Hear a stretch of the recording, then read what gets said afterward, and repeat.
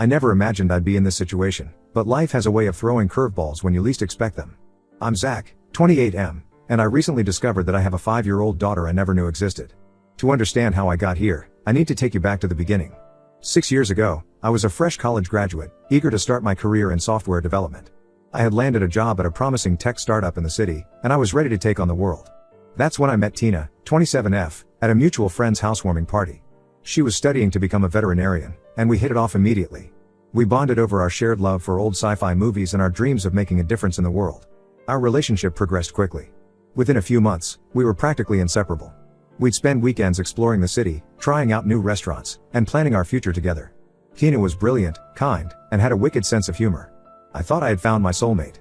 We dated for 2 years, and things seemed perfect. We had even started discussing marriage and our plans for the future.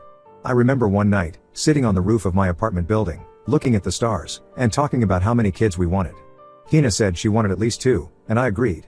It felt like we were on the same page about everything. But then, out of nowhere, Tina broke up with me. It was a regular Tuesday evening. I had just gotten home from work, excited to tell her about a new project I was assigned at the startup. Instead, I found her sitting on the couch, a packed bag by her feet. She told me she needed space and that we wanted different things in life. I was blindsided. I tried to understand, to figure out what had changed, but she wouldn't give me a clear answer. She just said she needed to focus on her studies and that our relationship was holding her back. I was devastated. For weeks, I couldn't eat or sleep properly. I threw myself into my work, staying late at the office and taking on extra projects just to keep my mind occupied. My friends tried to cheer me up, drag me out to bars or set me up on dates, but my heart wasn't in it. I kept replaying our relationship in my head, trying to figure out where it all went wrong. Slowly, I started to piece my life back together. I got promoted at work, started going to the gym regularly, and even tried my hand at dating again. But none of the relationships felt right. They all seemed to pale in comparison to what I had with Tina. Fast forward to 3 months ago. It was a beautiful Saturday afternoon, and I decided to take advantage of the nice weather by going for a run in the local park. As I was cooling down near the playground, I saw a little girl who caught my attention. She had my eyes and my smile. At first, I thought I was imagining things, but I couldn't shake the feeling that I knew her somehow. Then I saw Tina walking up to her, and my world turned upside down. She looked different, her hair was shorter, and she seemed more mature, but it was definitely her. Our eyes met, and I saw the color drain from her face. The little girl, oblivious to the tension, ran off to play on the swings, giving us a chance to talk. Tina tried to make small talk, asking how I'd been, but I cut straight to the chase. I asked her if the little girl was her daughter, and she nodded. Then I asked the question that had been forming in my mind since I first saw the child: is she mine? Tina's silence was all the answer I needed. She eventually admitted that yes, Natalie was my daughter. She found out she was pregnant shortly after our breakup but decided not to tell me because she thought I wasn't ready for fatherhood. She said she knew how important my career was to me and didn't want to burden me with a child. I was furious. How could she make that decision for me? I missed out on 5 years of my daughter's life because Tina decided I wasn't ready. We had a heated argument right there in the park, our voices low but intense to avoid drawing attention. I demanded a paternity test, not because I doubted Natalie was mine, but because I knew I'd need it for legal purposes. Tina agreed, probably realizing she had no choice. The next few weeks were a blur.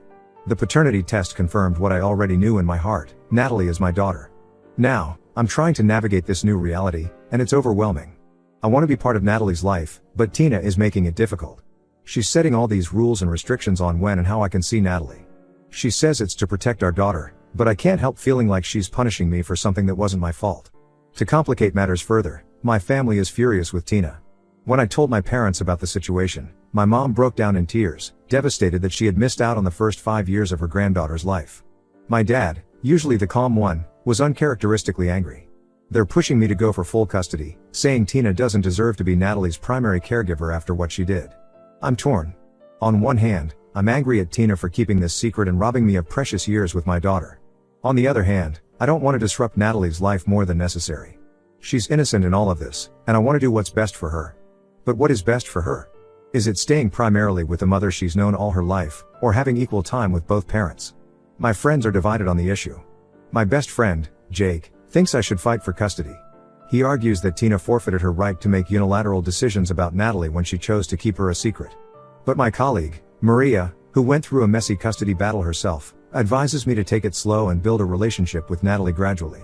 She warns that a lengthy legal battle could traumatize Natalie and damage any chance of a cordial co-parenting relationship with Tina. I'm also worried about how this will affect my current girlfriend, Rebecca, 26F, who I've been dating for a year. We met at a coding bootcamp I was teaching on weekends, and hit it off immediately. She's smart, ambitious, and we share a lot of common interests. When I told her about Natalie, she was shocked but supportive. However, I can tell she's struggling with the idea of me having a child with my ex. We had talked about our future together, and suddenly, those plans seem up in the air. I've started spending time with Natalie, and she's amazing. She's smart, funny, and has so much energy. She loves animals, just like her mom, and gets excited about the smallest things. Every time I see her, I'm reminded of all the moments I've missed. Her first words, her first steps, her first day of school, all gone because of Tina's decision. The financial aspect of this situation is another point of contention. I want to contribute to Natalie's upbringing, but Tina and I can't agree on how much or how it should be done. She seems to think that because she raised Natalie alone for 5 years, she gets to make all the decisions now. But I want to be involved in every aspect of Natalie's life, including decisions about her education, healthcare, and general upbringing. I'm at a loss. I want to be a good father, but I also want justice for what was taken from me.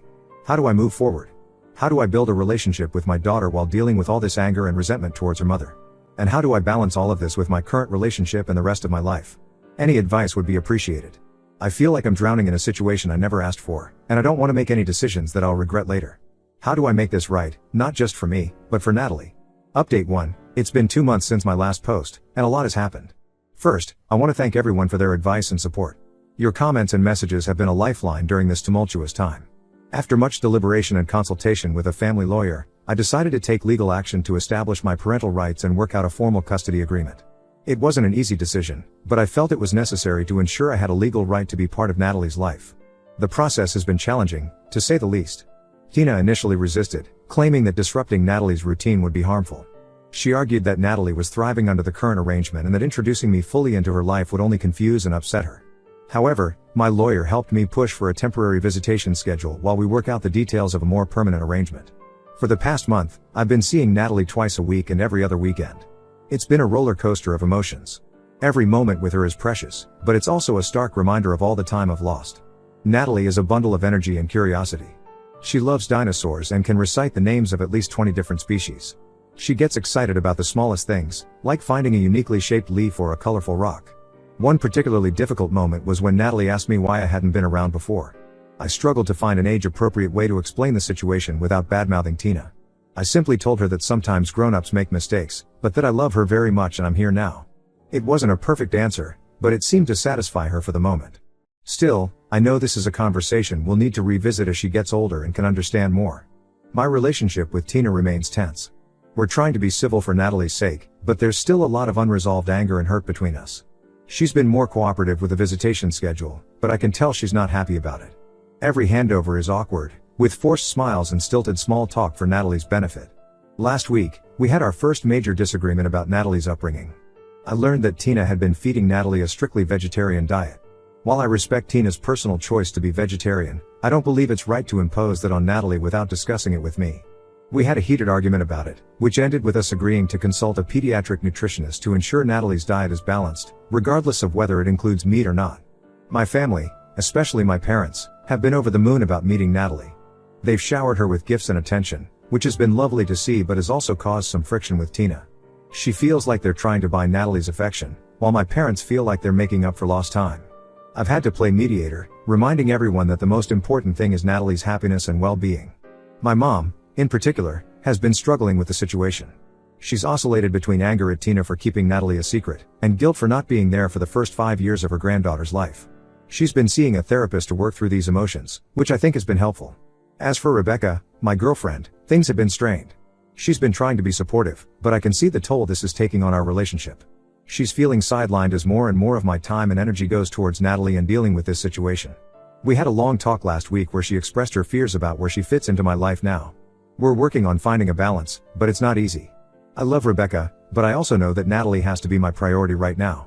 One positive development is that I've started attending a support group for parents in similar situations. It's been incredibly helpful to talk to others who understand what I'm going through. Some of their stories have made me realize that while my situation is difficult, it could be much worse. There's a guy in the group who didn't find out about his child until they were 16. Hearing his story made me grateful that I at least have the opportunity to be part of Natalie's life while she's still young. Financially, things are still up in the air. My lawyer is working on establishing a fair child support arrangement, but it's complicated given the unusual circumstances. I've started putting money aside for Natalie's future, including a college fund, which gives me some peace of mind. However, Tina and I still can't agree on how to handle everyday expenses. She seems to resent any financial contribution from me, as if accepting my money somehow diminishes her role as Natalie's primary caregiver for the past 5 years. As we move forward with the legal process, I'm trying to focus on building my relationship with Natalie. It's not always easy, and there are moments when the anger towards Tina threatens to overwhelm me. But then Natalie will say something funny or give me a hug, and all that anger melts away. I'm learning to separate my feelings about Tina from my relationship with Natalie, but it's a daily struggle. I know we have a long road ahead. There will be more challenges, more disagreements, and probably more heartache. But I'm committed to being the best father I can be, regardless of the circumstances. Natalie deserves nothing less. Thank you all again for your support. Your words of encouragement and advice have meant more than you know. I'll update again when there are significant developments. Update 2. It's been another 3 months, and I wanted to give you all an update on my situation with Natalie and Tina. Things have taken some unexpected turns, both good and bad.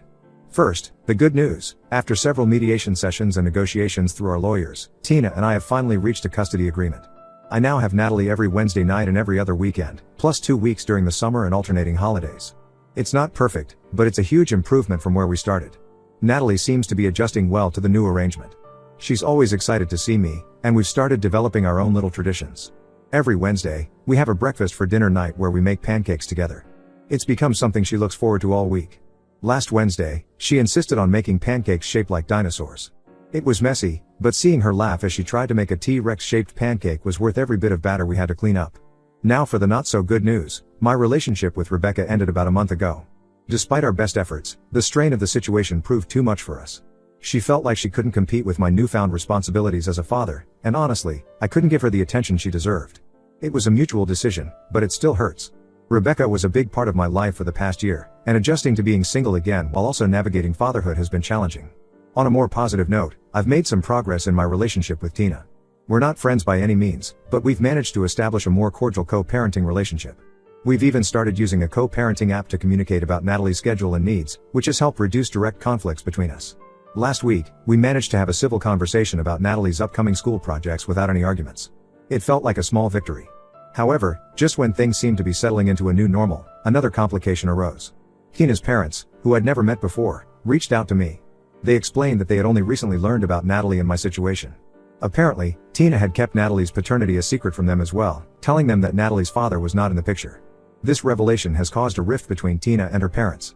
They're upset that she kept such a big secret from them and denied them the opportunity to know their granddaughter's father. They've been reaching out to me, wanting to meet and be part of Natalie's life. While I appreciate their interest, it's added another layer of complexity to an already complicated situation. Tina is furious that her parents contacted me and is now threatening to restrict my access to Natalie if I allow her parents to be involved. I'm torn about how to handle this. On one hand, I believe Natalie deserves to know all of her family. On the other hand, I don't want to jeopardize the delicate balance we've achieved in our custody arrangement. It feels like I'm walking a tightrope, trying to do what's best for Natalie while navigating the complex dynamics between all the adults in her life. As for Natalie, she continues to amaze me every day. She started taking an interest in coding, of all things. When she found out what I do for work, she asked me to teach her. Now, we spend some of our time together doing simple coding exercises on a kid-friendly programming website. Seeing her eyes light up when she makes her first animation work is indescribable. It makes me wonder what other interests and talents she might develop as she grows older, and I'm grateful that I'll get to be there to see it. I'm still attending the support group, which has been a lifeline through all of this. Hearing others' stories and sharing my own has helped me process my emotions and given me valuable perspectives on co-parenting. Last week, I shared about the situation with Tina's parents, and the group had some insightful advice on how to approach it. Looking ahead, I know there will be more challenges. Natalie will start school soon, which will bring its own set of complications. Tina and I will need to agree on which school she'll attend, how we'll handle parent-teacher conferences, and so much more.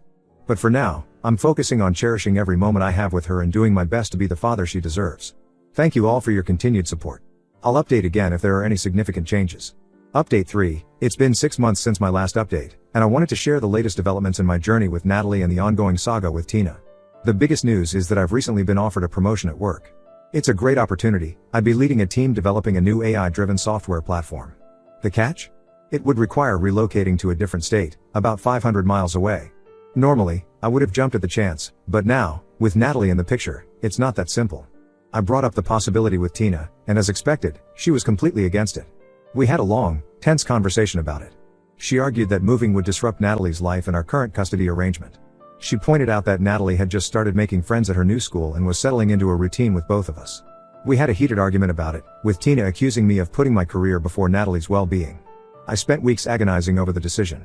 I talked to my boss about the possibility of working remotely, but the nature of the project requires me to be on-site. I consulted with my lawyer about how a move might affect my custody rights. I even took Natalie on a weekend trip to the new city, just to see how she might like it there. After a lot of soul-searching and discussions with my lawyer, I've decided to turn down the promotion. It wasn't an easy decision. Part of me feels like I'm giving up a huge opportunity. But I realize that being close to Natalie is more important to me than advancing my career right now. My boss was understanding and has promised to keep me in mind for future opportunities that don't require relocation. On a more positive note, Natalie and I have grown even closer. She's now calling me Dad consistently, which fills me with joy every time I hear it. We've started a tradition of having a science Saturday every time she stays with me for the weekend. We do simple experiments or watch educational videos together. Last weekend, we made a volcano with baking soda and vinegar in the backyard. Natalie was so excited when it erupted that she insisted on doing it 3 more times. Her curiosity and enthusiasm for learning constantly amaze me. Regarding the situation with Tina's parents, things have somewhat settled down. After much discussion and mediation, we've reached a compromise. They are allowed to see Natalie during my time with her, but we've agreed to take it slow and always prioritize Natalie's comfort. So far, it seems to be working out.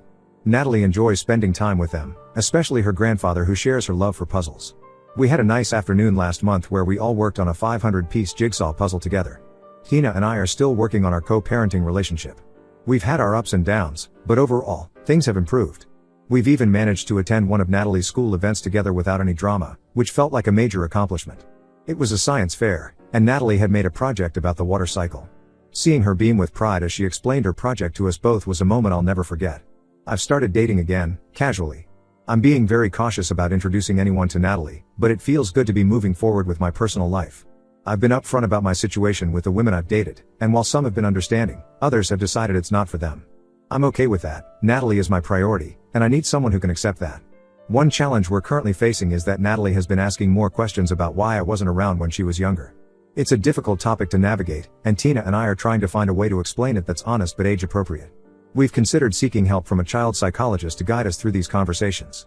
It's important to both of us that Natalie understands she's loved and that the situation wasn't her fault. Looking back on the past year, it's hard to believe how much has changed. There have been moments of frustration, anger, and sadness, but also incredible joy and love. Watching Natalie grow and being part of her life has been the most rewarding experience of my life. I know we still have challenges ahead. As Natalie grows older, we'll have to navigate more complex issues and emotions. But I'm committed to being there for her, no matter what. While I may not update as frequently, know that your words have made a real difference in helping me navigate this unexpected chapter of my life.